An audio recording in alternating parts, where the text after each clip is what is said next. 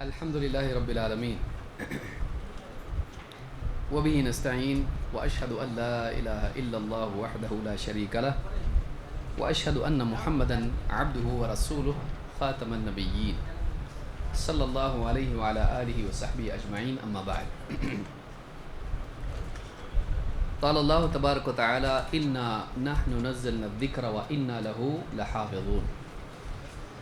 اللہ تعالیٰ نے فرمایا کہ اس نصیحت کو ہم نے ہی نازل کیا ہے اور ہم ہی اس کے محافظ ہیں۔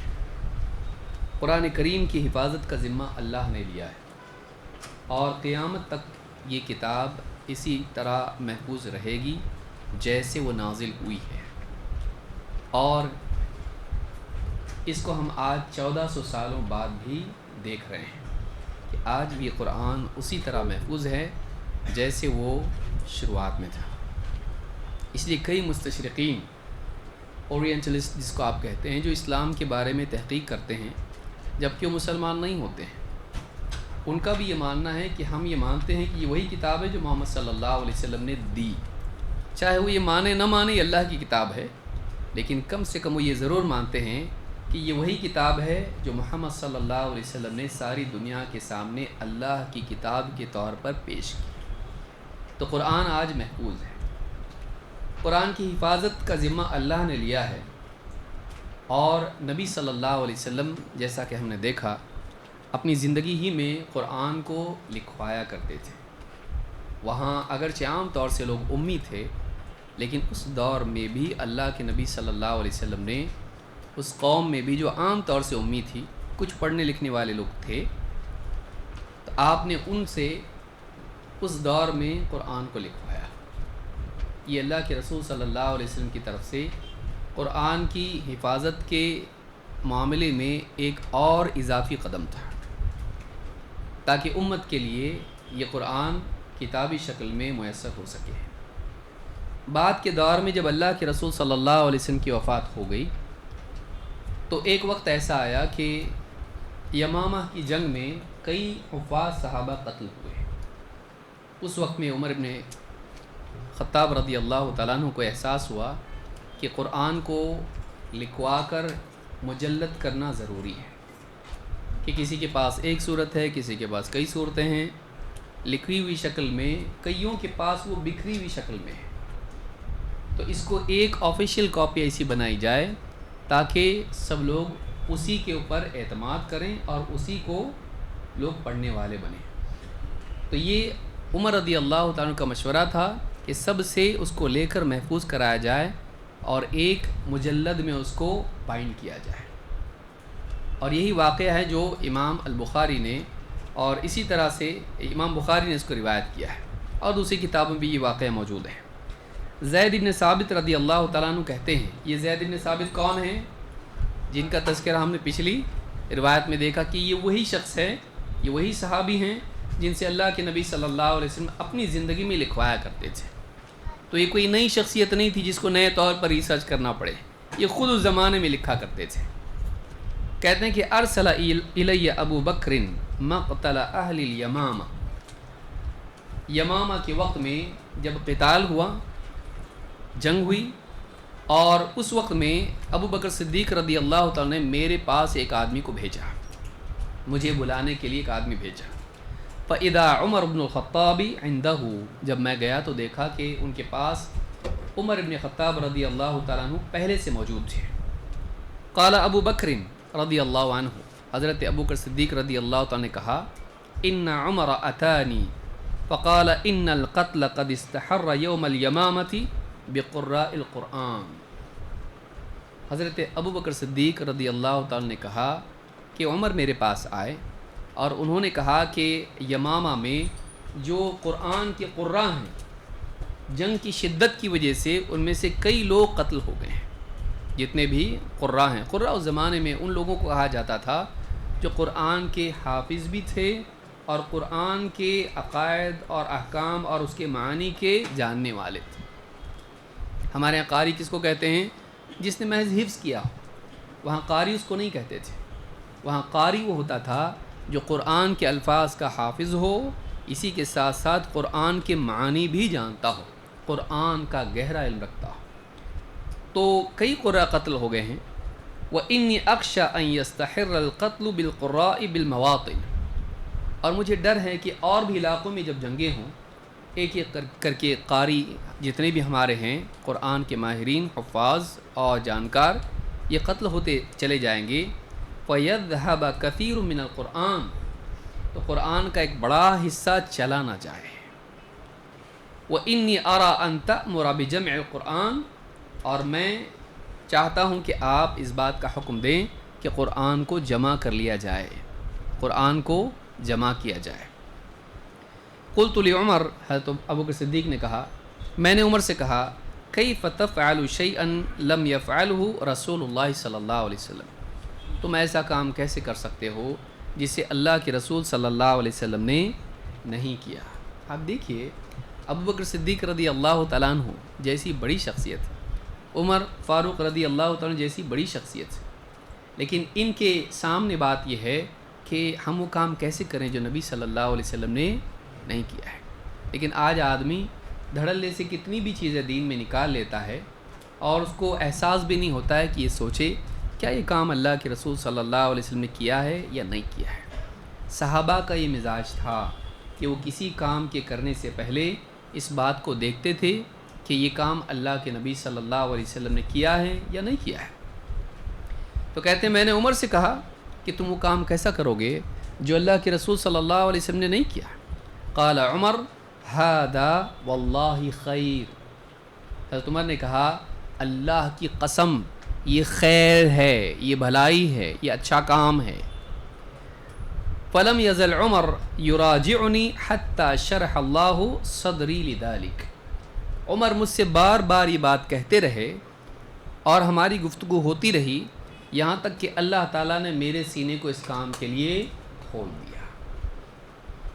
دو لوگ جمع ہو گئے، یہ دو کون ہیں؟ ابو بکر و عمر۔ اللہ کے نبی صلی اللہ علیہ وسلم فرما چکے ہیں میرے بعد ان دو کی اقتدا کرو، کون؟ ابو بکر و عمر، اور دونوں جمع ہو جائیں کسی چیز پر تو کتنی بڑی بات ہوگی۔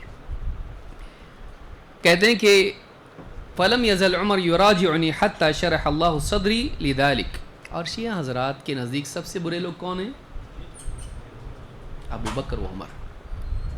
وہ قوم کیسے کامیاب ہو سکتی ہے جو ابو بکر و عمر رضی اللہ تعالیٰ عنہما کو برا کہے؟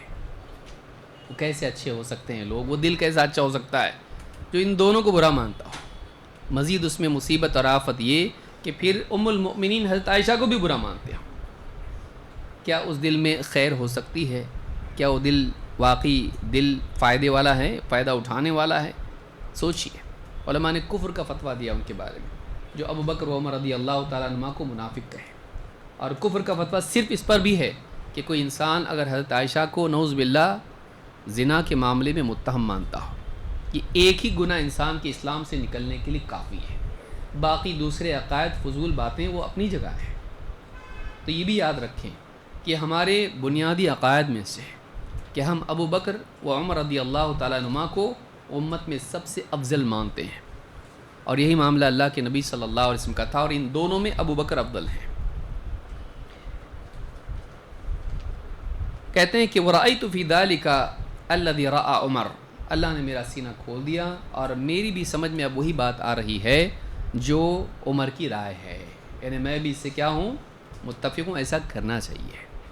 قال زید بن ثابت رضی اللہ تعالیٰ نے کہا قال ابو بکر انک رجل شاب عاقل لا نتہمک، اور حضرت ابو بکر صدیق رضی اللہ تعالیٰ نے حضرت زید بن ثابت سے کہا تم ایک نوجوان ہو اور عقل مند ہو، سمجھدار ہو، اور ہم تم کو متہم بھی نہیں جانتے،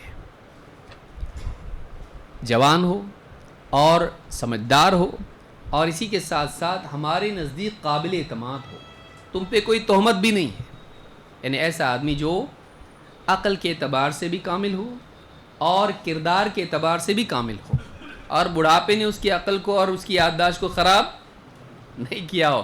تین چیزیں جمع ہونا کسی آدمی میں بہت بڑی بات ہے، کہ راوی سمجھدار ہو، سوجھ بوجھ والا ہو، اسی کے ساتھ اس کی یادداشت اچھی ہو، بڑھاپے کی عمر کو پہنچ کے یادداشت خراب بھی نہ ہوئی ہو، اور تیسرا یہ کہ وہ متہم نہ ہو، قابل اعتماد ہو۔ تو نے کہا کہ تمہارے اندر یہ تینوں باتیں ہیں۔ لا نتہمک وقد کنت تکتب الوحی لرسول اللہ صلی اللہ علیہ وسلم، اور تمہارا حال یہ ہے کہ تم اللہ کے رسول صلی اللہ علیہ وسلم کی وحی لکھا کرتے تھے آپ کی زندگی میں۔ فتتبع القرآن فاجمعہ، تو تم ایک کام کرو، قرآن لوگوں سے تلاش کرو، جس کے پاس جو ہے سب جمع کرو، اور اس سب کو فاجمعہ، سب کو ایک ساتھ جمع کر لو۔ فواللہ لو، کہتے ہیں صحابی کہتے ہیں، زید بن ثابت کہتے ہیں، فواللہ اللہ کی قسم، لو کلفونی نقل جبل من الجبال ما کان اثقل علی مما امرنی به من جمع القرآن، کہتے ہیں اللہ کی قسم، اگر وہ مجھ کو اس بات کی ذمہ داری مجھ پر ڈالتے کہ میں پہاڑ کو یہاں سے وہاں کر دوں، تو میرے لیے اتنا بھاری نہیں ہوتا جتنا قرآن کو جمع کرنے کا حکم جب دیا تو یہ چیز مجھ پر بھاری گزری ہے۔ یہ کام بہت ذمہ داری کا ہے، اللہ کا کلام ہے وہ، اور سب طرف سے جمع کر کے اس کو ایک ساتھ کرنا کہ ویریفیکیشن ہوتا رہے۔ وہ انڈیویجول کام نہیں تھا، ورنہ ایک حافظ کئی تھے ایسے، حضرت عثمان پورا حافظ، ابوبکر صدیق رضی اللہ عنہ پورے حافظ، عمر رضی اللہ عنہ پورے حافظ، لیکن کسی ایک آدمی کا کام نہیں تھا کہ ہم نے کر دیا مانو، نہیں، اس کو سارے لوگوں سے جمع کرنا تھا اور ویریفیکیشن کر کے فائنل کاپی بنانی تھی۔ وہ لوگ جو نبی صلی اللہ علیہ وسلم کے زمانے کے لوگ تھے، یہ نہیں کہ 100 سال بعد کچھ لوگ آئے اور لوگ فائنل کر رہے ہیں کہ قرآن کیا ہے، نہیں، وہ لوگ جو آپ کے ساتھ پڑھتے سنتے تھے ان کے پاس سے جمع کرنا اور ایک آفیشیل کاپی سب کے لیے بائنڈ کر کے یہ قرآن ہے۔ تو کہا کہ میرے لیے بہت مشکل کام تھا۔ قلت کیف تفعلون شیئا لم یفعلہ رسول اللہ صلی اللہ علیہ وسلم، انہوں نے بھی وہی کہا، آپ وہ کام کیسا کریں گے جو اللہ کے رسول صلی اللہ علیہ وسلم نے نہیں کیا۔ قال ہوا واللہ خیر، حضرت ابوبکر صدیق نے کہا اللہ کی قسم یہ خیر کا کام ہے، یہ بھلائی کا کام ہے۔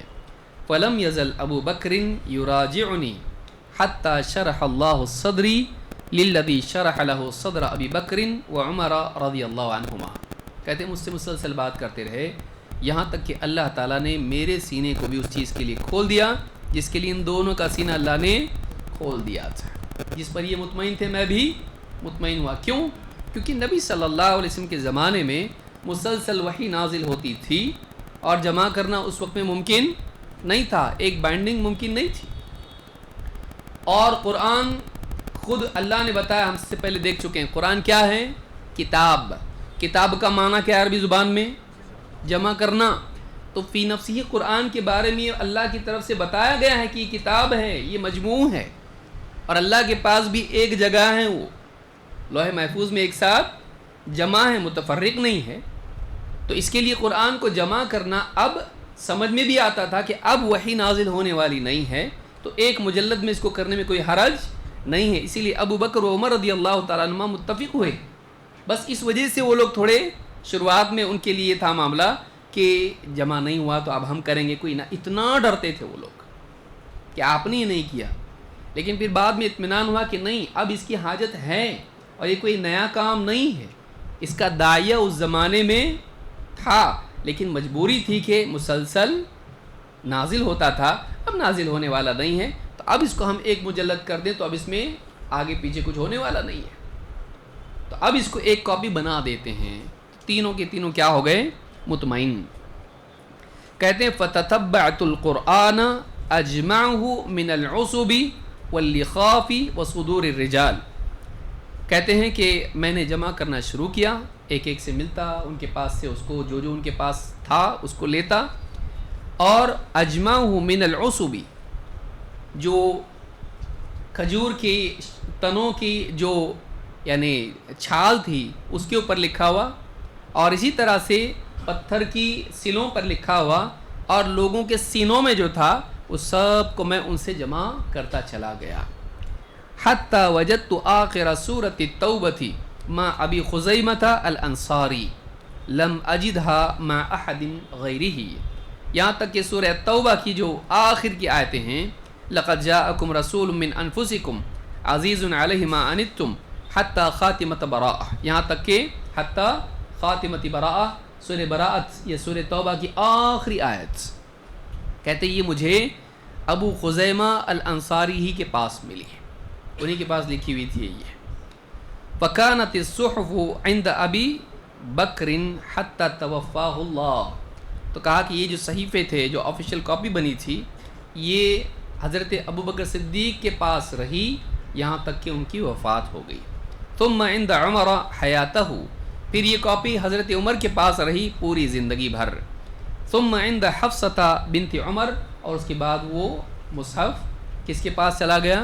حضرت حفصہ رضی اللہ تعالیٰ عنہ، جو حضرت عمر کی بیٹی ہیں اور محمد صلی اللہ علیہ وسلم کی بیوی ہیں، ام المؤمنین ہیں. تو اس طرح سے یہ بخاری میں فضائل القرآن میں یہ روایت موجود ہے. تو قرآن نبی صلی اللہ علیہ وسلم کے زمانے میں لکھا گیا، اور قرآن جمع کرنے والے وہی صاحب تھے جنہوں نے نبی صلی اللہ علیہ وسلم کے زمانے میں لکھا تھا. تو ویریفیکیشن کا نئے سرے سے کوئی اسکروٹنی کی ضرورت تھی نہیں، لیکن ایک آفیشیل کاپی ضروری تھی بنانا کہ یہ قرآن ہے، ورنہ بعد میں کوئی بولتا معلوم نہیں کہاں چلا گیا. بعض لوگ بولتے بھی ہیں نا کہ 10 پارے کھا گئی بکری، یا اس طرح کی بات. ہاں، تو یہ اس زمانے میں ہی تیار ہوا تاکہ قیامت تک کوئی اس پہ شبہ کھڑا نہ کرے کہ تو بعد میں جمع ہوا ہے، جیسا حدیثوں کے بارے میں لوگ بولتے ہیں. لیکن الگ سے ہم حدیث کا کبھی دیکھیں گے، حجیت حدیث بھی دین میں دلیل ہے کہ نہیں، اس پہ بھی ہم تفصیل سے انشاءاللہ گفتگو کریں گے، اور آج نہیں کبھی اور اس پر تفصیل سے دیکھیں گے کہ حدیث کے بارے میں شبہات کیا ہوتے ہیں اور اس کا جواب کیا ہے. لیکن آج ہم قرآن کے بارے میں گفتگو کریں گے. تو قرآن کس کے زمانے میں جمع ہوا؟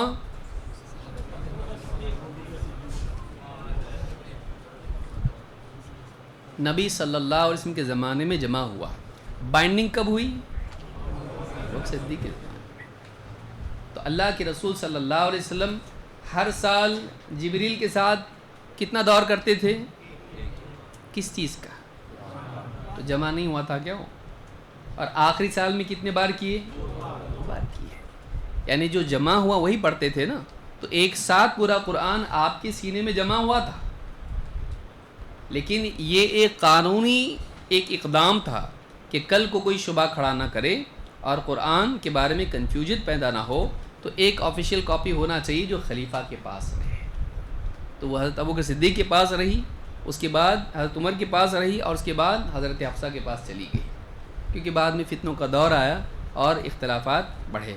لیکن یہ آفیشیل کاپی کس زمانے میں بن چکی تھی؟ نبی صلی اللہ علیہ وسلم کی وفات کے 3 سال کے اندر. نبی صلی اللہ علیہ وسلم کی وفات کے بعد 3 سال کے اندر ہی ہو چکا تھا. اور یہ سب لوگ موجود تھے جنہوں نے وہ دور دیکھا تھا. کسی نے اس پر اعتراض کیا؟ کسی نے اس میں بتایا کہ یہ اضافہ ہے، یہ کمی ہے؟ نہیں، وہ سارے صحابہ کا اتفاق اس پر تھا. تو یہ اللہ کا کلام ہے، یہ اللہ کی کتاب ہے، اور یہ آفیشیل کاپی ہے. تو یہ 300 سال بعد ہوا کیا نائسیا میں؟ نہیں، بلکہ یہ اسی دور میں ہوا جبکہ سارے معتمد صحابہ موجود تھے جن کے سامنے قرآن نازل ہوا ہے. تو یہ اعتماد قرآن کے بارے میں ہمارے پاس ہے. آئیے آگے بڑھتے ہیں. قرآن کی زبان کیا ہے؟ قرآن کی زبان عربی ہے. قرآن کی زبان عربی ہے. اللہ تعالیٰ فرماتا ہے انا انزلناہ قرآنا عربیا لعلکم تعقلون. ہم نے اس قرآن کو عربی میں نازل کیا ہے. ہم نے یہ عربی قرآن نازل کیا ہے تاکہ تم سمجھو. یہ کس سے خطاب ہے؟ بنیادی طور پر جو عربی جاننے والے ہیں، اور پھر بالواسطہ طور پر ان لوگوں سے بھی ہے جو عربی نہیں جانتے ہیں. تو اللہ تعالیٰ نے قرآن کو عربی نازل کیا کیونکہ جن سے سب سے پہلے خطاب کیا گیا وہ کون سی زبان بولتے تھے؟ عربی. اور اللہ تعالیٰ کی سنت یہ ہے کہ رسول جن لوگوں کے درمیان بھیجا جاتا ہے تو رسول انہی کی زبان میں کلام کرتا ہے. جیسے قرآن میں اللہ نے فرمایا وَمَا أَرْسَلْنَا مِن رَّسُولٍ إِلَّا بِلِسَانِ قَوْمِهِ لِيُبَيِّنَ لَهُمْ. ہم نے جو بھی رسول بھیجا وہ اس قوم کی زبان میں بھیجا جن کے درمیان اس کو مبعوث کیا. کیوں؟ لِيُبَيِّنَ لَهُمْ، تاکہ وہ رسول ان کو حق واضح کر کے بتا دے. تو جب بھی کوئی رسول آتا ہے وہ اس قوم کی زبان میں بولتا ہے. نبی صلی اللہ علیہ وسلم سے پہلے رسول جب آتے تھے وہ کسی خاص قوم کے لیے عموماً آتے تھے اور ان کی زبان میں بولتے تھے، لیکن پیارے رسول صلی اللہ علیہ وسلم کو اللہ تعالیٰ نے کس قوم کی طرف بھیجا؟ ہاں، نبی صلی اللہ علیہ وسلم کو بھیجا گیا عربوں کے پاس، لیکن آپ بھیجے گئے کس کے لیے؟ تو اب قرآن ساری زبانوں میں بھیجا جا سکتا تھا؟ پریشانی کی چیز ہے یہ، سارے لوگوں کے لیے کنفیوژن بھی ہے۔ اللہ نے ایک زبان میں قرآن کو بھیجا جو پہلے لوگ مخاطب ہیں، بعد میں اس کے ٹرانسلیشنز ہو سکتے ہیں یا عربی سیکھ سکتے ہیں لوگ، لیکن وہ قرآن اللہ نے کس زبان میں بھیجا؟ جو رسول کی زبان ہے اور جو اس قوم کی زبان ہے جن کے درمیان ان کو بھیجا گیا۔ تو اللہ نے فرمایا اس قرآن کو ہم نے عربی قرآن نازل کیا ہے تاکہ تم عقل سے کام لو، تاکہ تم سمجھو۔ دوسری جگہ اللہ نے فرمایا سورہ شعراء میں بلسان عربی مبین، یہ عربی زبان کیسی ہے؟ بلسان عربی مبین، واضح عربی زبان میں ہے، کلیرٹی والی زبان ہے، اس میں گول مول باتیں نہیں ہیں۔ In the beginning was the word and the word was with God and the word was God.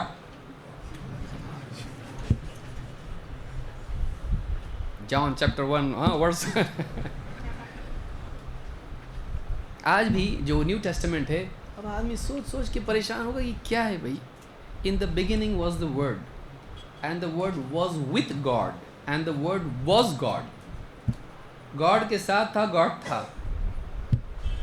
کوئی آدمی ایسا بولے میں احمد بھائی کے ساتھ تھا، میں احمد بھائی ہوں ہوتا ہے ایسا؟ نہیں ہوتا نا ایسا، سوچیے آپ، نہیں ہوتا ایسا۔ تو آج تک ان کے لیے ٹرینٹی کی گتھی سلجھانا مشکل ہے۔ ہم لوگ جب بھی کسی سے پوچھتے ہیں کوئی ایسا ایکسپرٹ، پیدل نہیں مطلب واقعی جو ایکسپرٹ ہوتا ہے، اس سے پوچھے ٹرینٹی سمجھاؤ ذرا ہم لوگوں کو، بولتے ہم لوگوں کو ہی اب تک پوری طرح سے سمجھ میں نہیں آیا تو آپ کو کیا سمجھائیں گے۔ اچھے اچھے لوگ اور زیادہ تر لوگ بولتے ہیں ابھی ہم لوگ ابھی جو یعنی آگے کے لیول پہ آئے گا، یہ مطلب اتنا ڈینجر عقیدہ ہے کہ ابھی وہ، اور اسلام کا کیسا ہے بچے ادھر پڑھ اللہ ایک ہے، قل واللہ احد، خلاص اللہ ایک ہے۔ کتنا آسان عقیدہ اسلام کا ہے کہ ایک دیہاتی سے لے کے ایک بڑے سے بڑا سائنٹسٹ بھی اس کو کوئی پرابلم ہی نہیں ہے، نہ میتھس کے اعتبار سے اور نہ کسی اعتبار سے، لیکن 3 ایک ہیں اور 1 3 ہے۔ کرو اب اس کا کیلکولیشن، کر سکتے؟ نہیں کر سکتے۔ اللہ تعالیٰ نے ایسا قرآن دیا جو بالکل واضح ہے، اس میں کوئی گول مول باتیں نہیں ہیں، کوئی کنفیوژن والی چیزیں نہیں کہ انسان گول گول گھومتا رہے، نہیں، صاف ستھری کتاب ہے ایک دم۔ اسی لیے آج بھی جب لوگ قرآن کو پڑھتے ہیں تو بالکل صاف طور سے سمجھ میں آتا ہے کہ اس میں کوئی ایسا معاملہ نہیں کہ جو بالکل انسان گتھیاں سالوں سے سلجھانے کی کوشش کر رہے ہیں، اب تک سمجھ میں ہی نہیں آ رہا، ایک نسل دوسری نسل کو بول کے مر رہی، بیٹا میں نے یہاں تک کیا، اس کے بعد تو کر، ہم کو نہیں سمجھ میں آیا، تجھ کو تو کم سے کم سمجھ میں آئے گا۔ ایسا ہے؟ پہلی قوم جو تھی اس کو سمجھ میں آ گیا، بلکہ آج والوں کو سمجھ میں آنے کے لیے کس کی طرف رجوع کرنا پڑے گا؟ اس پہلی قوم کی طرف۔ سمجھ میں آ رہی بات؟ ایسی کتاب ہے یہ۔ تو کہا بلسان عربی مبین، یہ قرآن ایسی زبان میں ہے جو عربی ہے، اور عربی بھی کیسی؟ مبین، مبین، واضح، اور حق کو واضح کرنے والی، حق کو واضح کرنے والی۔ اس میں ایک بات یہ بھی دیکھیے ضمناً کہ لینگویجز کا قاعدہ ہے، آپ نے شیکسپیئر کو پڑھا ہے؟ مت پڑھو، لیکن جو لوگ پڑھے ہیں ان کو پوچھ رہا ہوں میں، دی داؤ، اور اس کی جو زبان ہے تو آپ دیکھیے وہ کتنے سال پرانا ہوگا؟ میرے کو بھی نہیں معلوم، آپ لوگوں کو معلوم ہوگا کتنا سال پرانا ہوگا؟ 400 سال، 500 سال مشکل سے، اس سے بھی کم زیادہ، آس پاس 500 سال، کچھ لوگ بولیں 5، پکڑے نہ جہاں ہم شیکسپیئر کو پڑھے ہوئے، 500 سال پکڑ لیجئے۔ 500 سال میں زبانیں بدل جاتی ہیں۔ اردو کو آپ دیکھیں، پرانی اردو اگر آپ دیکھیں اور آج کی اردو دیکھیں، فرق ملے گا۔ کئیوں زبان کا معاملہ یہ ہوتا ہے کہ کچھ 100 سالوں میں، 500 سال میں زبان اتنی بدل جاتی ہے کہ پہلی کا دوسرے سے کوئی رشتہ نہیں رہتا، دونوں ملے تو ایک دوسرے کو پہچانیں گے نہیں۔ پرانی انگلش اور نئی انگلش دونوں ملے کہیں بازار میں تو دونوں ایک دوسرے کو پہچانیں گے نہیں، تو کون ایسا ہوگا، حالانکہ دونوں انگلش ہے۔ عربی زبان آج بھی وہی ہے جو 1400 سال پہلے 3 گنا لیکن آج بھی وہ عربی ویسی جیسی. یہ کیا عجیب بات نہیں ہے کہ جو قرآن کی عربی ہے وہ آج بھی زندہ ہے, تاکہ کوئی آدمی اگر قرآن سمجھنے کی کوشش کرے تو ایسا نہ ہو کہ اس کا ایکسپرٹ ڈھونڈنا پڑے گا اپنے کو. یہ زبان اتنی پرانی ہو چکی ہے ہیبرو کی طرح یا دوسری اور گریک کی طرح کہ اس کے لیے کوئی ایکسپرٹ کوئی کسی کونے میں بڑے سے کوئی یونیورسٹی کے کسی مرے ہوئے ڈپارٹمنٹ میں بیٹھا ہوا ہوگا, اکیلا سوچتے کہ میرے پاس کوئی آتا ہی نہیں, کیونکہ میرے پاس ایک ایسی زبان ہے جس کی ضرورت روزانہ پڑتی نہیں ہے.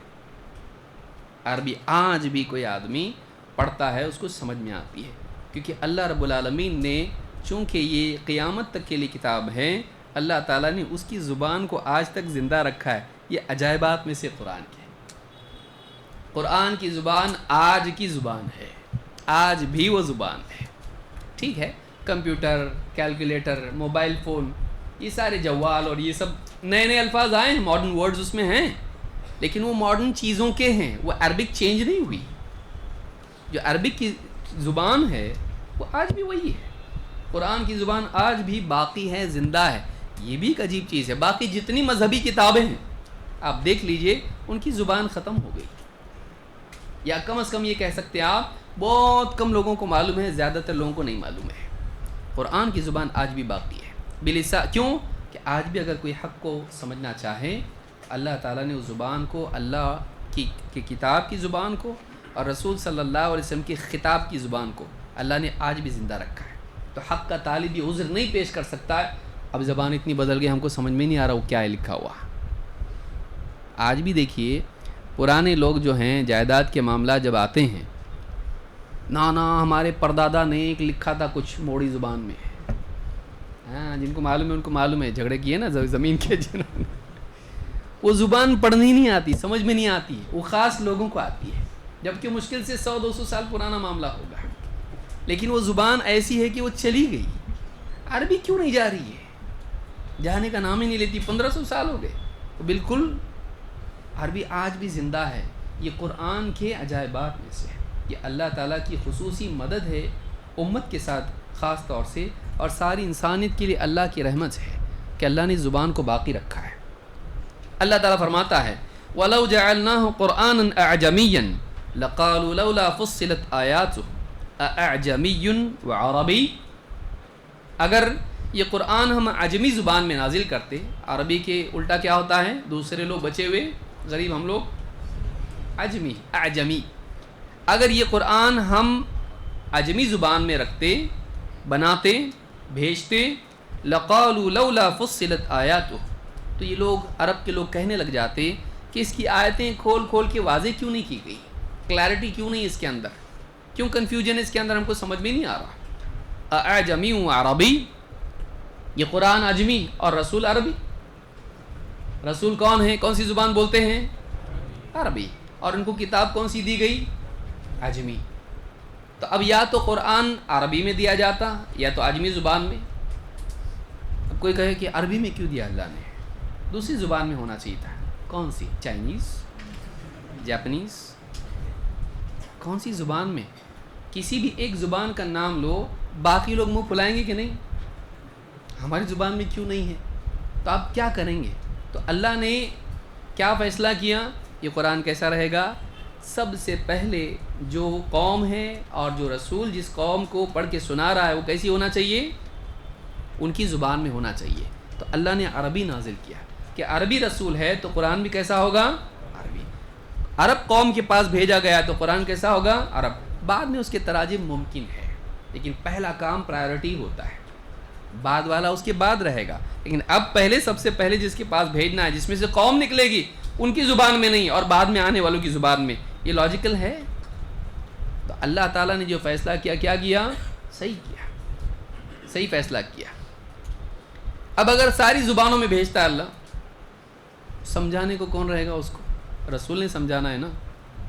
تو رسول کون سی زبان میں ہے, عربی, اور سمجھائے گا کون کو؟ پھر لوگ بولتے ہیں ان کو سمجھانے کو رسول ہے, ہم کو سمجھانے کو کوئی نہیں ہے, ہم کو خالی کتاب دے دی ہماری زبان میں, ہیبرو میں دے دی یا فلاں زبان میں دے دی. اعتراض پھر بھی باقی رہتا ہے. سب سے بہتر طریقہ یہ کہ پہلی قوم جو ہے اس کی زبان میں رسول بھی ہے, وہ سمجھائے گا, اور رسول کا سمجھایا بعد میں ترجمہ ہو سکتا ہے, ہو سکتا ہے. تو اللہ رب العالمین نے قرآن عربی زبان میں نازل کیا، اسی لیے اللہ نے فرمایا کہ اگر ایسا ہوتا تو لوگ شکایت کرتے ہیں کہ رسول تو عربی ہے اور قرآن کیسا ہوا؟ عجمی. تو اللہ تعالیٰ نے اس کو عربی ہی رکھا ہے. اسی طرح سے آپ دیکھیے اللہ تعالیٰ فرماتا ہے وَلَقَدْ نَعْلَمُ أَنَّهُمْ يَقُولُونَ إِنَّمَا يُعَلِّمُهُ بَشَرٌ. ہم کو معلوم ہے کہ یہ لوگ کہتے ہیں کہ اس رسول کو محمد صلی اللہ علیہ وسلم کو ایک شخص سکھا جاتا ہے. بشر ہے، فرشتہ نہیں، اللہ کی طرف سے نہیں، بلکہ ایک بشر، ایک انسان اس رسول کو ٹرین کرتا ہے، اس کو سکھاتا ہے. لسان الذی یلحدون الیہ اعجمی وہذا لسان عربی مبین. جس کی طرف یہ اشارہ کر رہے ہیں وہ عجمی زبان کا ہے، اور یہ جو قرآن ہے، یہ جو کتاب ہے، وہذا لسان عربی مبین، یہ جو قرآن ہے بالکل واضح عربی زبان میں ہے. نبی صلی اللہ علیہ وسلم دعوت کی غرض سے لوگوں کے پاس جایا کرتے تھے، اور اس میں سے بعض لوگ عیسائی بھی ہوا کرتے تھے. ایک تلواریں وغیرہ بنانے والا ایک مزدور ہوا کرتا تھا، غلام تھا. نبی صلی اللہ علیہ وسلم کبھی اس کے پاس بھی بیٹھتے تھے، اور وہ عیسائی تھا، لیکن اس کو عربی آتی نہیں تھی. موٹی موٹی باتیں جیسے کرتے نا، یہاں سے جاتے کسی سعودی عرب میں تو موٹی موٹی واحد تلاتا ترین اس طرح سے کرتے ہیں، موٹی موٹی اس کو عربی آتی تھی، لیکن اصل میں وہ عربی اس کی نہیں تھی، وہ عجمی تھا. اور نبی صلی اللہ علیہ وسلم کے پاس بیٹھتے، کبھی دعوت کی غرض سے، کبھی یعنی اس کے پاس بیٹھا کرتے تھے. تو لوگوں نے بولنا ہی شروع کیا کہ اب معلوم پڑا ہم کو، یہ آدمی سکھاتا ہے. یہ آدمی کس کو سکھاتا ہے؟ محمد صلی اللہ علیہ وسلم کو. اللہ تعالیٰ نے فرمایا کہ ہم کو معلوم ہے. یہ لوگ کہتے ہیں کہ اس کو محمد صلی اللہ علیہ وسلم کو فلاں شخص سکھاتا ہے، اور آپ اس کو قرآن بنا کے لوگوں کے سامنے پیش کرتے ہیں. ذرا یہ تو دیکھو کہ جس کی طرف تم اشارہ کرتے ہو، جو سکھاتا ہے وہ عجمی ہے، اس کو ڈھنگ کی عربی آتی نہیں ہے. اور جو قرآن ہے وہ کیسی زبان میں ہے؟ عربی مبین، ہائی لیول کی عربی زبان ہے. دیکھیے اردو ہم لوگ بھی بولتے ہیں، لیکن تقریر کرنے بولے تو آدمی کے ساتھ میری اردو ٹھیک نہیں ہے تھوڑی. تو ہم کو اگرچہ اردو آتی ہے، لیکن ویسی اردو آتی جیسے علماء بولتے ہیں، جیسے ایک دم فصاحت کے ساتھ بولا جاتا ہے. تو قرآن جو ہے یہ ایک دم فصیح زبان میں ہے، اعلیٰ زبان، اس میں عربی اعلیٰ لیول کی زبان ہے اس میں.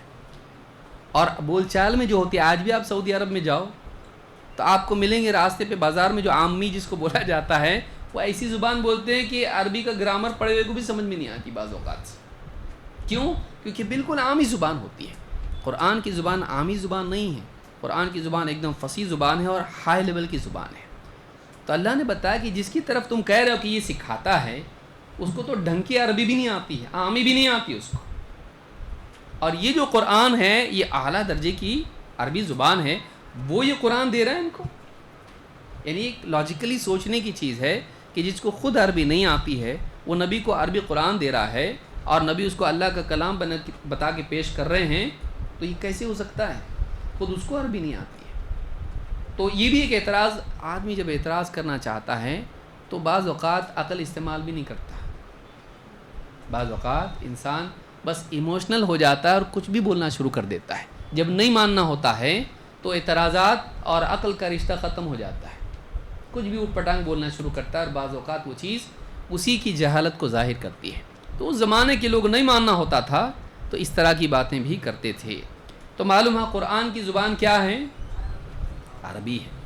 اسی لیے آپ دیکھیں گے کہ آج اگر کوئی ٹرانسلیشن ہو تو اس ٹرانسلیشن کو قرآن بولنا جائز ہوگا یا نہیں؟ انگلش میں قرآن ہے تو اس کو قرآن بول سکتے ہیں اگر ترجمہ قرآن کا ہے.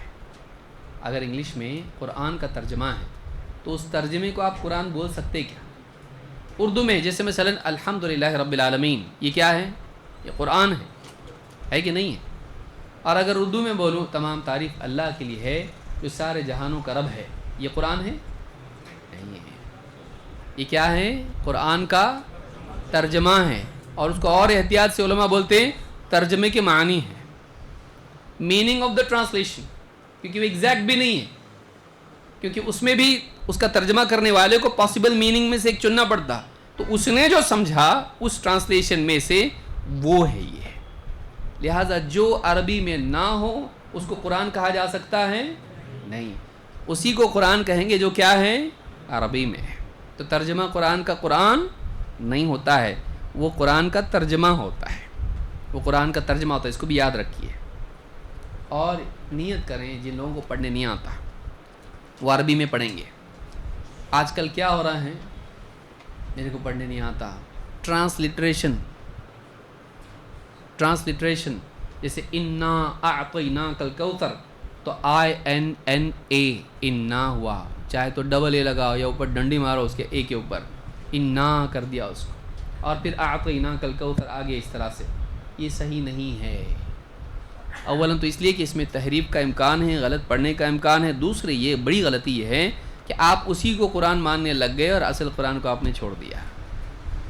کل کو سب ایسا پڑھنے لگ گئے, عربی قرآن چھوڑ کے سب یہی پڑھنے لگ جائیں گے. عربی میں قرآن سیکھیے, جس کو نہیں آتا ہے وہ. ٹرانسلیٹریشن پہ زندہ مت رہیے, ٹرانسلیٹریشن نہیں, آپ کو عربی سے قرآن پڑھنا چاہیے. کیا دشوار ہے, محنت کیے تو سب آتا, محنت کیے تو سب آتا ہے, نہیں آتا ایسا نہیں ہے. ابھی کل کو آ جائے, ہاں بھیج دے سعودی سے آپ کو, آئیے, لیکن آپ کو عربی آنا چاہیے اور آپ کو مہینے کے 1 لاکھ ریال. اگر ہارٹ اٹیک نہیں ہوا تو عربی ضرور سیکھے گا. بتائیے مولوی صاحب کے بچے گا, میرا اصل میں وہاں سے ویزا آیا ہے اور 1000 آپ کو بھی دوں گا میں منتھلی. 3 مہینے میں عربی سکھاؤ مجھ کو. 3 مہینے میں نہیں ہوتا, اللہ چاہے تو سب ہوتا. اچھا 1 لاکھ ریال کی سب ہوتا ہے اور آخرت کی کامیابی کے لیے نہیں ہوتا. سوچیے. تو یہ ایسے ہم نہ بنیں, حلق عبد الدینار و عبد الدرہم, دینار اور درہم کا بندہ نہ بنے ہم لوگ. دین کا علم حاصل کریں, کم سے کم پڑھنا تو آدمی سیکھے. ٹھیک ہے بھائی, تفسیر کی ہمارے اندر طاقت نہیں ہے اور عربی زبان سیکھنے کو تھوڑا ٹائم لگتا ہے. پڑھنے کو کتنا ٹائم لگتا ہے, 3 مہینے میں آدمی پڑھنا سیکھ لے گا.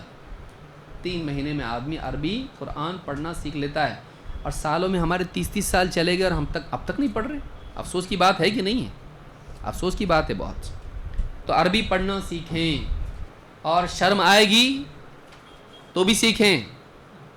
جاہل رہنا زیادہ شرم کی چیز ہے, سیکھنا کم شرم کی چیز ہے. لیکن سیکھنے کے بعد شرمندہ نہیں ہونا پڑے گا, ورنہ زندگی بھر شرمندہ ہوتے رہنا پڑے گا. تو ہمیشہ شرمانا ہے یا تھوڑی دیر شرمانا ہے, آپ کی چوائس ہے. شرمانا تو ہے ہی آپ کو,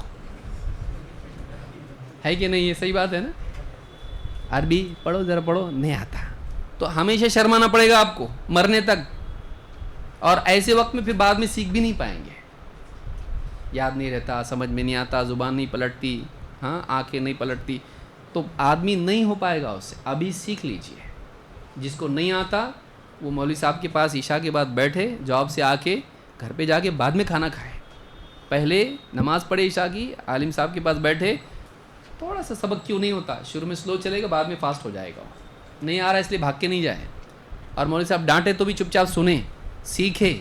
ان کو معلوم ہے کیسا سکھانے کا اس کو, لیکن سیکھنا چاہیے. بہت سارے لوگ غلط قرآن پڑھتے. کب معلوم پڑتا معلوم, اس کو بولیں گے امامت کرو مغرب میں, تو بولتا میرے کو نہیں آتا پڑھنے صحیح. تو اکیلا کیسے پڑھتا پھر, کون سا قرآن پڑھتا تو اکیلا؟ تو اللہ کے سامنے غلط پڑھنے کو نہیں شرم آ رہی ہے, پبلک کے سامنے غلط پڑھنے کو شرم آ رہی. اللہ کا کلام اللہ کے سامنے غلط پڑھ رہا, بالکل شرم نہیں آ رہی, نہ ڈر لگ رہا. لیکن پبلک کے سامنے, پبلک میں پکڑا جائے گا, بے عزتی ہوگی, اس لیے ڈر رہا. تو تیرے کو اللہ کا خوف زیادہ ہے کہ لوگوں کا خوف زیادہ ہے؟ یہ ہمارا پرابلم ہے, یہ ہڈن ایشوز ہیں ہمارے. سوچیے اس کے اوپر, اللہ تعالیٰ سمجھتا فرمائے. نمبر 9, قرآن میں سورتیں اور آیتیں ہیں. قرآن کا سٹرکچر کیا ہے, قرآن کی تقسیم کیسی ہے؟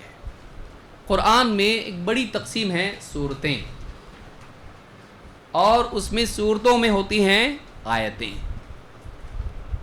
تو سورتیں کتنی ہیں؟ 114, اور آیتیں 6000 سے زائد ہیں. ٹھیک, تو یعنی آیتوں کی بھی تقسیم ہے, جیسے ہمارے یہاں سینٹنسز جس کو بولتے ہیں. لیکن ضروری نہیں کہ ایک آیت مکمل جملہ ہو.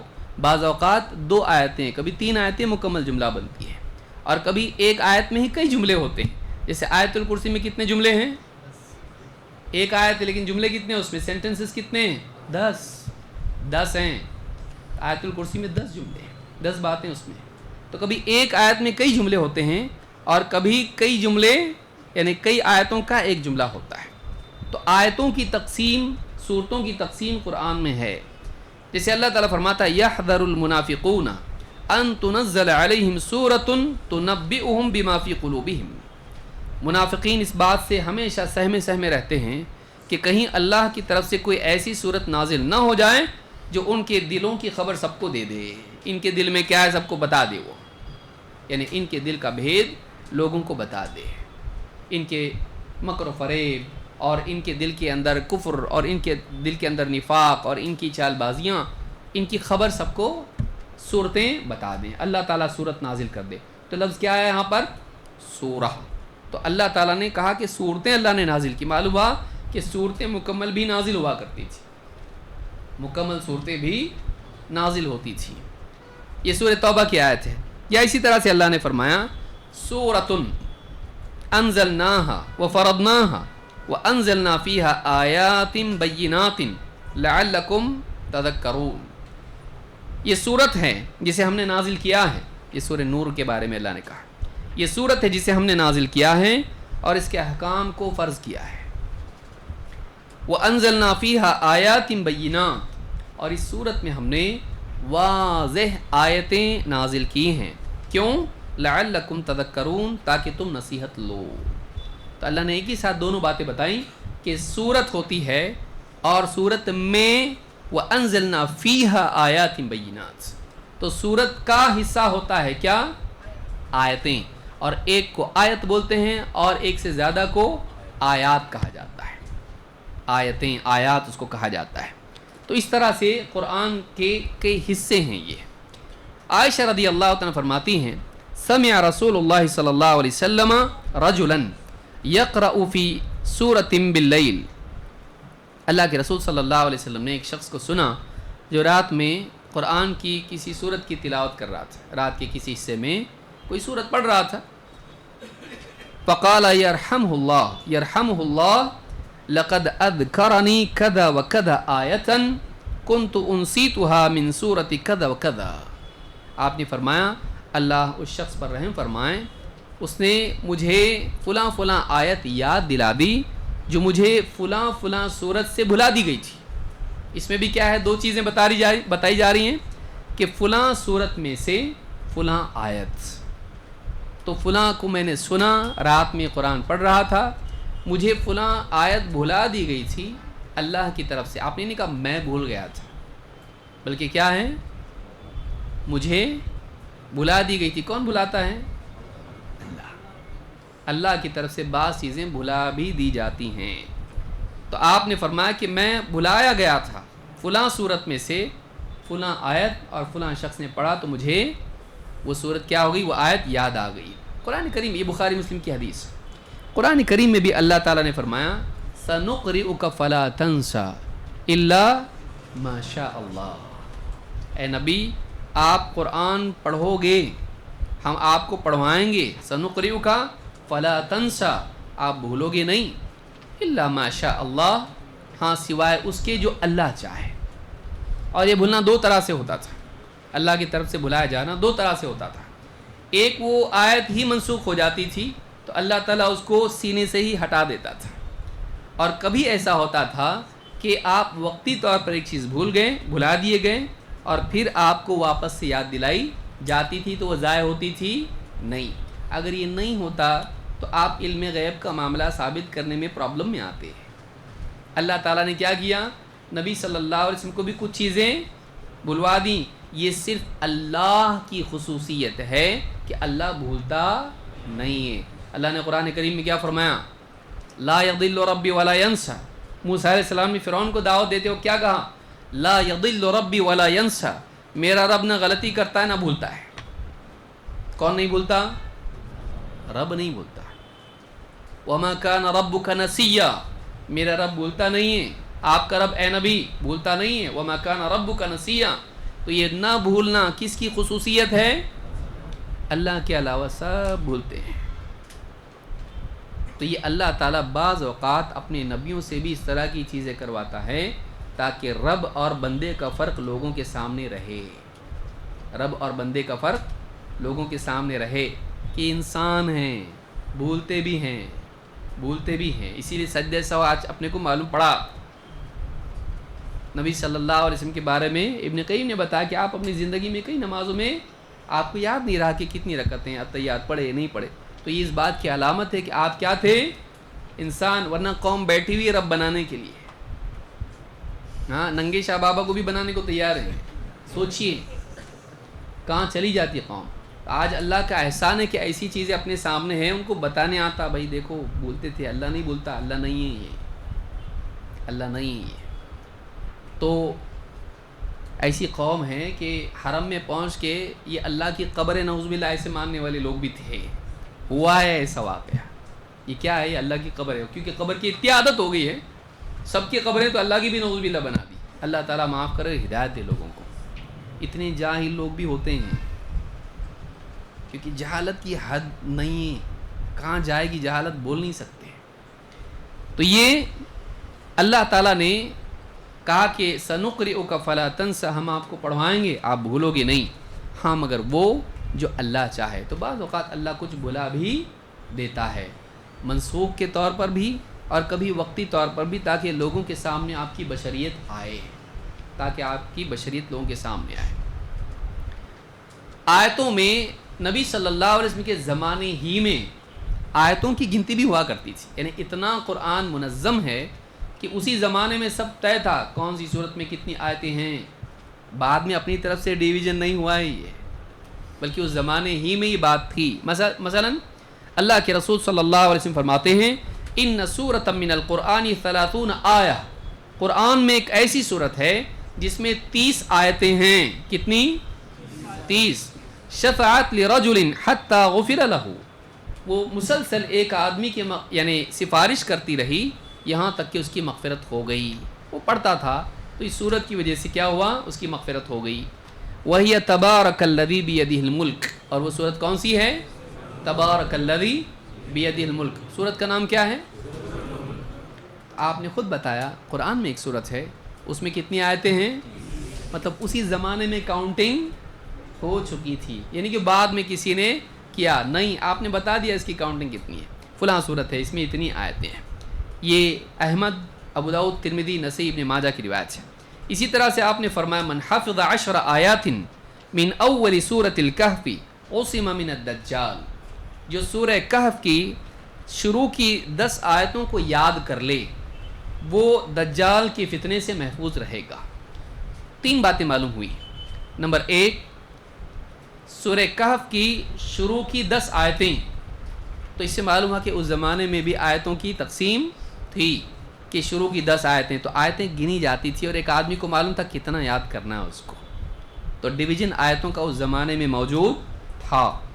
دوسری بات یہ کہ اس میں یاد کرنے کی ترغیب ہے، تو قرآن اسی زمانے میں حفظ کیا جاتا تھا. اسی لیے صحابی نے کیا کہا؟ من صدور الرجال، لوگوں کے سینوں میں بھی محفوظ تھا. نمبر 3، دجال کے فتنے سے محفوظ ہونے کے لیے قرآن کا بعض حصہ بھی مفید ہوتا ہے. تو اگر کوئی آدمی 10 آیتیں بھی یاد کر لے سورہ کہف کی، وہ کس سے محفوظ رہے گا؟ دجال کے فتنے سے. یہ مسلم کی روایت ہے. تو یہاں یہ معلوم ہوا کہ قرآن کی تقسیم کیسی ہے؟ صورتیں اور آیتیں. یہ بنیادی تقسیم ہے جو نبی صلی اللہ علیہ وسلم کے زمانے میں تھی. جو جز اور پارہ جس کو ہمارا کہتے ہیں، یہ نبی صلی اللہ علیہ وسلم نے اس کا حوالہ کبھی دیا نہیں ہے. یہ بعد میں آسانی کے لیے 30 دن کے حساب سے اس کو کیا گیا ہے کہ آدمی اتنے دنوں میں تراویح مکمل کر لے، لیکن اس کو اندر نہیں لکھا جاتا ہے. قرآن کے اندر ہے نہیں ہے. تو یہ مصحف کا یعنی اندر لکھا جاتا ہے، لیکن قرآن کے اندر جیسے سورت کا نام ہوتا ہے یا اسی طرح سے یہی ساری چیزیں اس میں نہیں ہیں. تو جز جو ہے یہ زائد ہے، لیکن اصل اس میں ہے سورت اور آیت. قرآن نازل ہوا تھوڑا تھوڑا کر کے یا ایک ساتھ؟ تھوڑا تھوڑا کر کے. کتنے سالوں میں؟ 23 سالوں میں، یعنی 23 ایئرز میں. اللہ تعالیٰ قرآن کریم میں فرماتا ہے وَقُرْآنًا فَرَقْنَاهُ لِتَقْرَأَهُ عَلَى النَّاسِ عَلَى مُكْثٍ وَنَزَّلْنَاهُ تَنزِيلًا.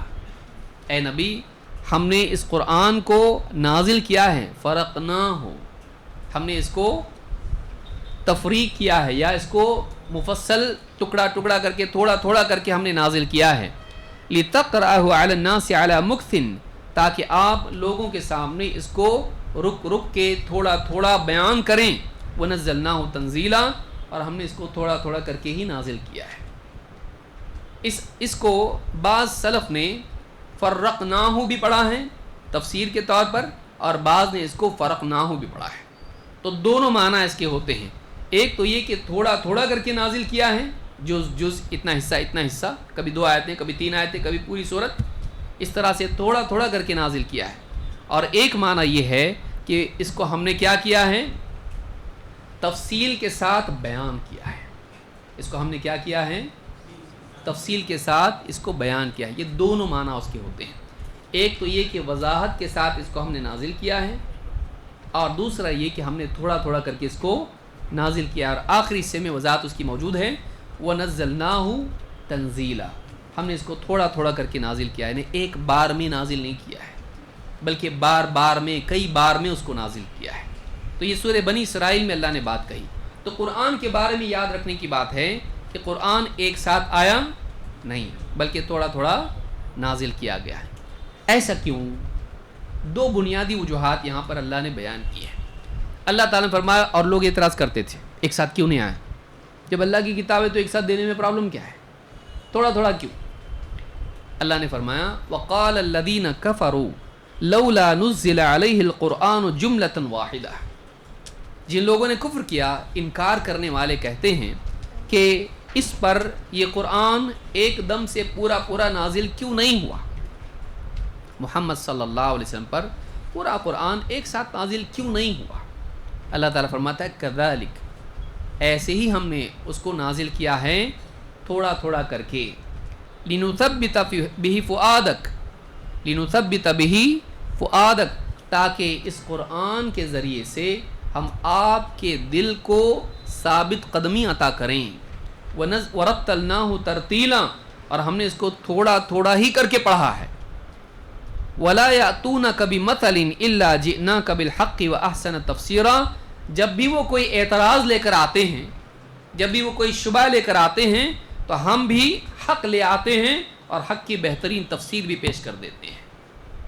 2 باتیں بیان کی، ایک نبی صلی اللہ علیہ وسلم کو براہ راست اور آپ کے بالواسطہ صحابہ کو ان کے دلوں کو مضبوطی دیں، 2 اس کو جب بھی وہ کوئی کنفیوژن، اعتراض، سوال لے کر آتے ہیں ان کے سوال کے مطابق جواب آ جاتا ہے۔ ایک ساتھ آنے میں ہو سکتا ہے نہیں، بلکہ جب وہ کوئی بات لے کر آتے اللہ کی طرف سے جواب آ جاتا ہے۔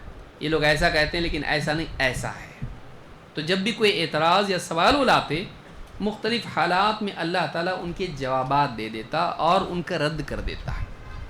تو لگاتار جیسے جیسے شبہات آتے ویسے ویسے جواب آتا، یہ زیادہ بہتر طریقہ ہے۔ دوسرا یہ کہ جیسے حالات آتے تھے، کبھی جنگ کے حالات ہیں، کبھی مصیبت کے حالات ہیں، کبھی راحت کے حالات ہیں، کبھی فتح ہے، کبھی تکلیف ہے، تو اللہ تعالیٰ ایسے حالات میں قرآن کی آیات نازل کرتا جس سے دلوں کو تسکین ملتی ہے۔ مصیبت کے حالات میں ایسی آیتیں آتی، پچھلوں کے قصے آتے، اللہ کی طرف سے وعدے آتے، تو جب یہ آدمی پڑھتا اور سنتا تھا تو اس کے دل کو کیا ملتی تھی؟ مضبوطی۔ بھائی آپ خود سوچیں کہ آپ کو اگر مختلف حالات میں کوئی آپ کا مربی ہو، جیسی آپ کی حالت ہے اس اعتبار سے آپ کو میسج کرے اللہ تعالیٰ شفا دینے والا ہے، آپ صبر کریں، ایسا کیا سارے میسج ایک ساتھ دے دے آپ کو، اور اس میں سے جیسی حالت آئیں گی ڈھونڈ کے پڑھو؟ آپ سوچیے، اس زمانے میں ضروری تھا کہ اللہ کی طرف سے جیسے جیسے حالات آئیں حق کی وضاحت کے لیے اور اسی طرح سے حق پر ثابت قدمی کے لیے اللہ تعالیٰ موقع کی مناسبت سے پیغام بھیجے، تو اللہ نے ویسا ہی کیا، اور پھر بعد میں وہ آپ کی بات، آپ کی وفات کے بعد وہ پوری طرح سے ایک ساتھ مرتب ہو گیا، ورنہ اس دور میں اس بات کی ضرورت تھی کہ اللہ تعالیٰ اس کو کیسے کرے، تھوڑا تھوڑا نازل کرے، کیونکہ حق کے لیے بہت بڑا مسئلہ اس وقت میں تھا۔ تو تو صحابہ کے لیے ثابت قدمی، نبی کے لیے ثابت قدمی، اور مشرکین کے جوابات، مشرکین کے شبہات، جب کوئی ڈاؤٹ لے کر آئے اور اب بولے دیکھو آپ دیکھیں گے کیا جواب دیتے ہیں، پہلے سے جواب ہوگا تو ہوگا ایسا، اب ہم ان کو ٹیسٹ کریں گے یہ سچے نبی ہے کہ نہیں، ایسا سوال لے کر آئے ہیں کہ اس سے تو اب معلوم ہو جائے گا کہ یہ سچے نہیں ہیں، اور جواب آ گیا، اب کیا ثابت ہوگا؟ سچے ہیں، کیونکہ تم یہ کہہ رہے تھے جواب نہیں ہے، اور اب جواب آ گیا کا مطلب کیا ثابت ہو گیا؟ سچے ہیں۔ لیکن اگر پہلے سے ساری باتیں ہوں تو ہوگا ایسا؟ نہیں ہوگا۔ تو یہ اللہ کی حکمت ہے کہ اللہ تعالیٰ نے اس کو تھوڑا تھوڑا کر کے نازل کیا، اور مزید یہ کہ نبی صلی اللہ علیہ وسلم کے لیے بڑی دشواری ہوتی تھی، خصوصاً شروع کے دور میں، کہ جب آپ پر قرآن نازل ہوتا تھا تو آپ بالکل پسینہ پسینہ ہو جاتے تھے۔ اللہ کے رسول صلی اللہ علیہ وسلم کے لیے آپ بتائیے، قرآن پہاڑ پہ نازل ہوتا تو کیا ہوتا، اور نبی صلی اللہ علیہ وسلم کے دل پر نازل ہو رہا ہے، آپ کو اس سے تکلیف ہوتی تھی، کیونکہ اللہ کا کلام ہے جو آپ کے سینے پر نازل ہو رہا ہے۔ تو اللہ کی جب وحی آپ پر آتی تھی تو آپ کو بہت اس سے بوجھ محسوس ہوتا تھا، پسینہ پسینہ آپ ہو جاتے تھے، حرارت آپ کو پیدا ہو جاتی تھی، اونٹنی پر ہوں تو اونٹنی بیٹھ جاتی تھی، یہ حال آپ کا تھا۔ ایک ساتھ پورا دے دینا یہ آپ کے لیے بھی مصلحت کے مناسب نہیں تھا، اور علمی مصلحت اپنی جگہ ہے، لیکن آپ صلی اللہ علیہ وسلم کی جسمانی مصلحت بھی اس میں تھی، تو قلبی اعتبار سے، جسمانی اعتبار سے اور دعوتی اعتبار سے مناسب یہی تھا کہ قرآن تھوڑا تھوڑا کر کے نازل ہو۔ قرآن میں سب سے پہلے کیا نازل ہوا اور پہلی وحی کیا تھی؟ ماشاء اللہ، عائشہ صدیقہ رضی اللہ تعالیٰ فرماتی ہیں، انما نزل اول ما نزل منہ سورۃ من المفصل فیہا ذکر الجنۃ والنار۔ قرآن میں جو بھی نازل ہوا سب سے پہلے مفصل کی ایسی صورتیں جو جلدی جلدی ختم ہو جاتی ہیں، جن میں فصل بار بار آتا ہے، جو آخری حصے قرآن کے ہیں۔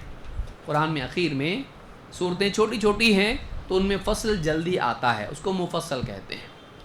تو چھوٹی چھوٹی صورتیں جس میں جنت اور جہنم کا ذکر ہے، سب سے پہلے یہ صورتیں نازل ہوئیں۔ حتیٰ اذا ثاب الناس الی الاسلام، یہاں تک کہ جب لوگ اسلام سے مانوس ہو گئے، اسلام میں آ گئے، اسلام پر جم گئے، نزل الحلال والحرام، اس کے بعد پھر حلال اور حرام کے احکامات نازل ہونا شروع ہوئے۔ تو پہلے وہ آیتیں نازل ہوئیں جو عام طور سے ایمان و اخلاق سے متعلق تھی، جنت جہنم کا تذکرہ اس میں تھا، شرک کے بارے میں تھا، توحید کی دعوت اس میں تھی، رسالت کے بارے میں تھا، آخرت کے بارے میں تھا، اور اخلاقی احکام موٹے موٹے تھے۔ پھر جب لوگ دین پر جم گئے، اسلام میں آ گئے، اور نبی صلی اللہ علیہ وسلم ہجرت کر کے مکہ سے مدینہ آ گئے، اور مسلمانوں کی اجتماعی معاملات میں بھی رہنمائی کی ضرورت پیش آئی، تب جا کے اللہ کی طرف سے حلال اور حرام کے احکامات نازل ہونے لگے، یہ کرنا ہے، یہ نہیں کرنا ہے، شراب کے بارے میں، سود کے بارے میں، نکاح کے بارے میں، جنگ کے بارے میں، اور اس طرح کے بہت سارے احکامات، لین دین کے بارے میں، جائیداد کے احکام وغیرہ وغیرہ۔ فرماتی ہیں کہ وَلَوْ نَزَلَ أَوَّلَ شَيْءٍ لَا تَشْرَبُ الْخَمْرَ لَقَالُوا لَا نَدَعُ الْخَمْرَ أَبَدًا، اگر ایک دم شروع ہی میں اللہ کی طرف سے بات آ جاتی شراب مت پیو، لوگ کیا بولتے؟ ابھی پکے نہیں ہوئے اسلام میں، تو لوگ اس وقت میں کیا کہتے؟ ہم شراب نہیں چھوڑیں گے، ہم شراب نہیں چھوڑیں گے۔ وَلَوْ نَزَلَ لَا تَزْنُوا لَقَالُوا لَا نَدَعُ الزِّنَا أَبَدًا، اگر پہلے ہی حکم آ جاتا کہ زنا مت کرو تو لوگ کہتے کہ ہم زنا نہیں چھوڑنے کے، ہم زنا نہیں چھوڑیں گے۔ اس حدیث کو امام البخاری نے روایت کیا ہے۔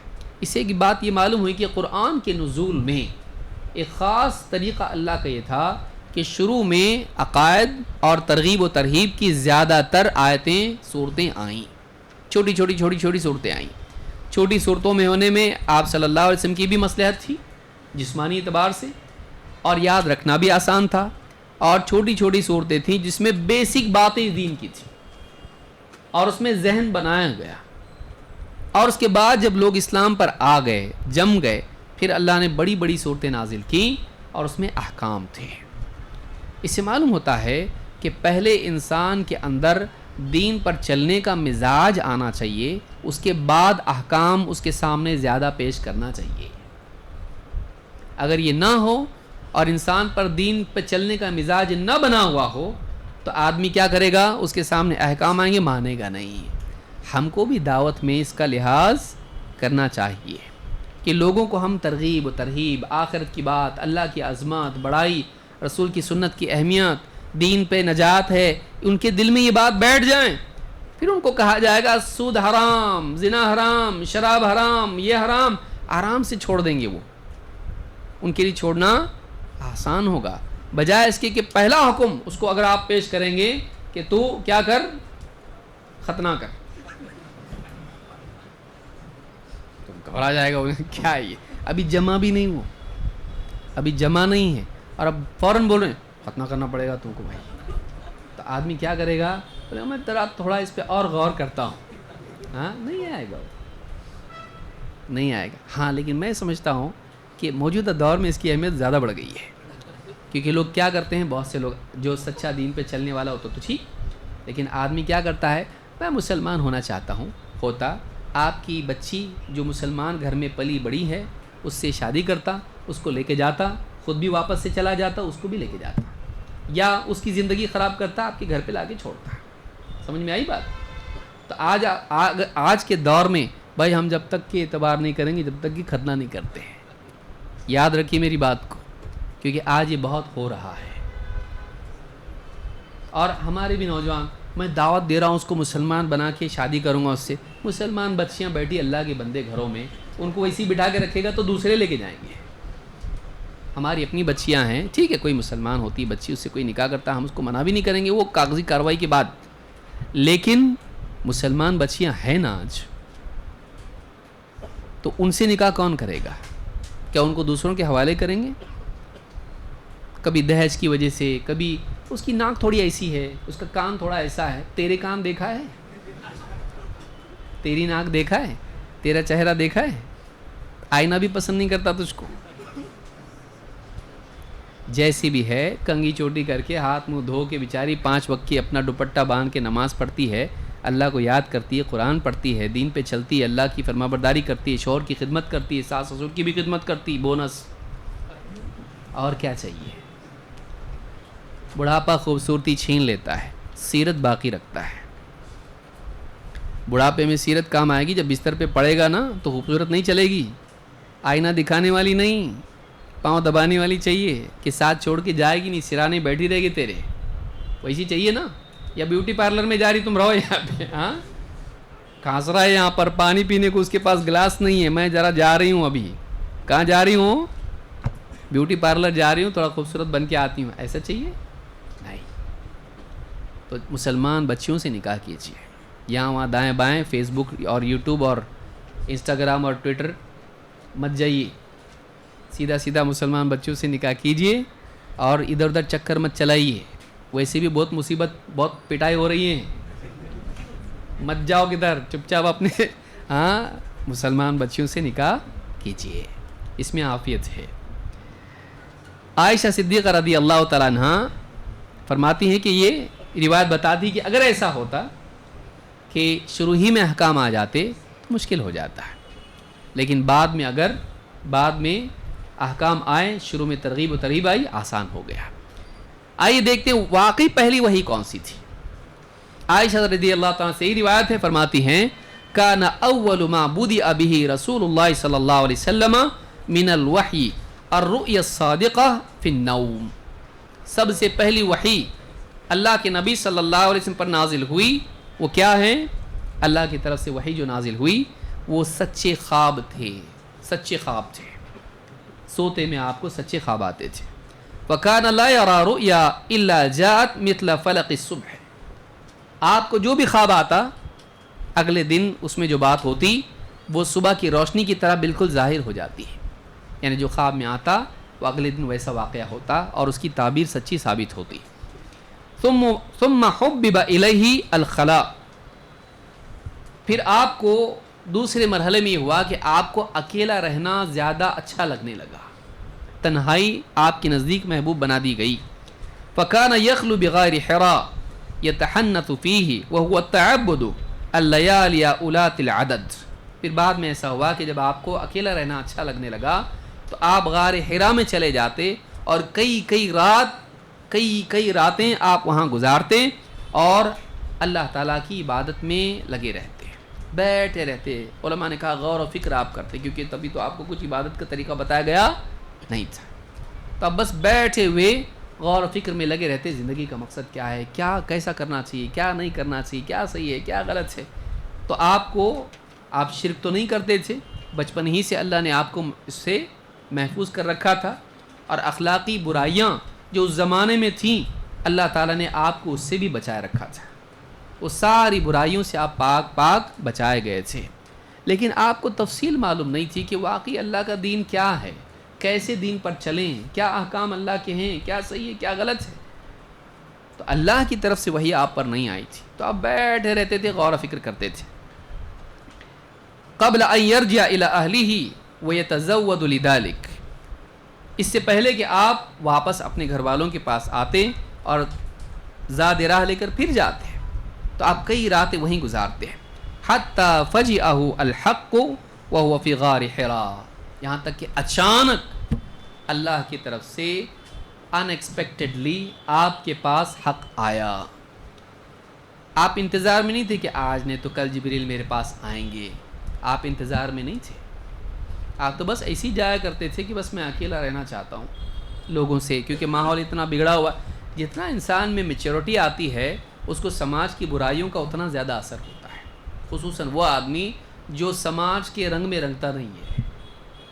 जितना उसको समझ आती है उतना तकलीफ़ ज़्यादा होती है उस माहौल को देख के जो उसके अतराफ़ है। तो आप सबसे कटा के अकेले चले जाते, इनके बीच में रह के मैं क्या करूँ।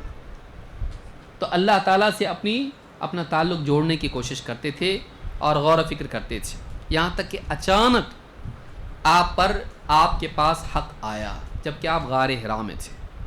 फ़जाअहु अल-मलक, फ़रिश्ता आपके पास आया। फ़क़ाल इक़रा, पहला लफ्ज़ क्या था, पढ़। आपने जवाब में क्या कहा, मा अना बिक़ारि। फ़रिश्ते ने आके पहला लफ्ज़ क्या कहा, पढ़, इक़रा। आपने कहा मा अना बिक़ारि, मैं पढ़ा हुआ नहीं हूँ, मुझे पढ़ना नहीं आता है। क़ाल फ़अख़ज़नी फ़ग़त्तनी हत्ता बलग़ मिन्नी अल-जहद, फ़रिश्ते ने मुझको ऐसा पकड़ के दबाया, ऐसा दबोचा, भेंचा कि मुझे ऐसा लगा कि मेरा जिस्म जवाब दे गया, मेरी जान निकल जाएगी, ऐसा मुझको लगा। मेरी ताकत जवाब दे गई, मैं अब कंट्रोल नहीं कर पाए, तो ना दबा के मुझको फ़रिश्ते ने भेंचा। और फिर उसके बाद सुम्मा अरसलनी, फिर छोड़ा।